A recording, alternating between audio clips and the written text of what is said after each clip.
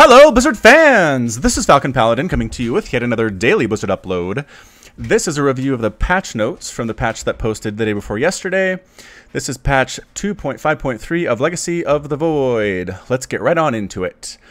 So in Archon mode, you can now use the Alt plus control group number or Alt shift control group number to steal units from your allies' control. Apparently they're having trouble with allies not really agreeing on who to control what.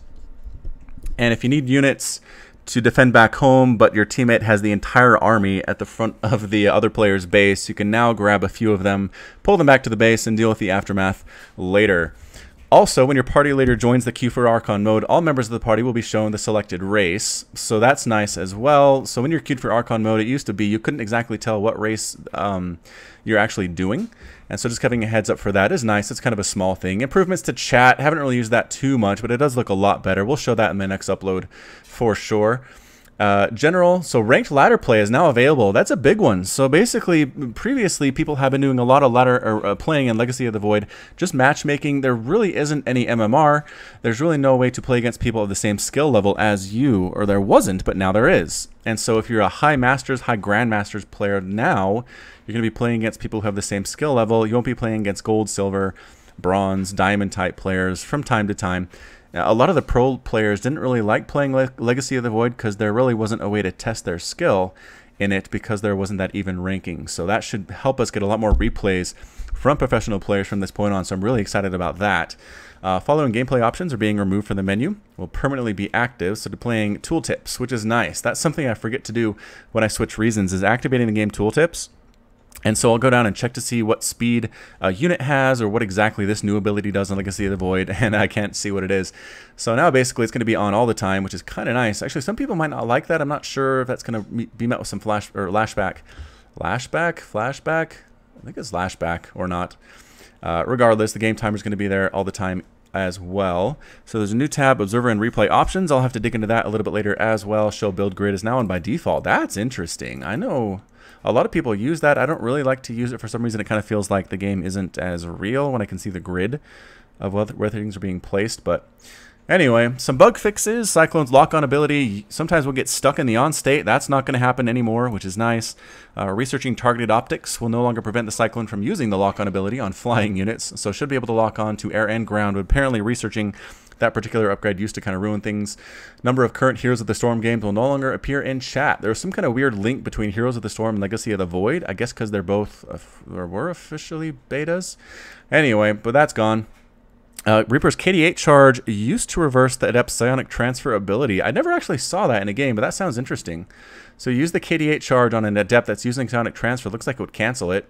KD8 charge will no longer break the automatic harvest cycle of workers. Oh, that's really annoying. I hadn't noticed that either. Apparently a KD8 charge explosion on drones or probes or SCVs used to knock them away from harvesting, which means that the player who got hit would have to manually select those workers and put them back to work, or if they forgot, they just would sit there doing nothing. So that's been changed. That's nice. KD8 charge should no longer interfere with a unit's ability to use shift-queued commands. So also, it looks like KD8 charge caused a lot of problems with automatic stuff that was happening. So they went ahead and made a bunch of changes there. Well done, whichever developer was in charge of that particular task. Graviton Beam will no longer instantly cause a Ravager or Lurker to finish morphing. I hadn't seen that either. So that's good to know. Terran AI should once again research vehicle weapon upgrades. So playing against the AI, which I'm not sure who does that, but apparently would never research weapon vehicle upgrades and would be kind of terrible that way. Got some changes to maps here. Dash and Terminal now has the full number of mineral patches on all the gold bases. Bridgehead LE, all bases should have the 5 full mineral patches. Build Bypass Armor Drone and Research Rapid Deployment now have hotkeys. So apparently if you wanted to use those upgrades before, or those spells before, you had to actually click on it. That's super annoying for Terran players. Bypass Armor Drone will now reacquire a target that has left and re-entered its range. Oh, so you used to be able to like move an ultra out of range of the drone, then just pop it right back in and the drone would forget what it was doing. But not so much anymore, so you have to actually kite away from that drone. Cyclone now receives the correct amount of armor from armor upgrades. So it used to, I guess, get extra armor. I'm not entirely sure, but now it's perfect. Fixed an issue that caused the Bypass Armor Drone to not display its visual, that should be ITS because it's a possessive everybody, on a stalker that used Blink. So I need to read that again. I got confused by the grammar mix-up. Fix an issue that caused the Bypass Armor Drone to not display its visual on a stalker that used Blink. Okay, so if a stalker blinked out of range, the bypass armor drone would not actually display what you saw on the screen, I have to assume. The Immortal's barrier should now properly block the Disruptor's Purification Nova. Oh, it didn't used to do that. That made a lot of Protoss players upset, I'm sure. Fix an issue that prevented a party leader from inviting a player who recently left their party. Okay, motherships no longer should be able to cast Photon Overcharge on pylons. I know one of my Twitter followers and a member of the ESL casting group was really upset because he didn't know this was a thing in Legacy of the Void. He was like, I would have put pylons in the enemy base and thrown down Photon Overcharge and wrecked people, but now it's gone and I never had it. It was very sad.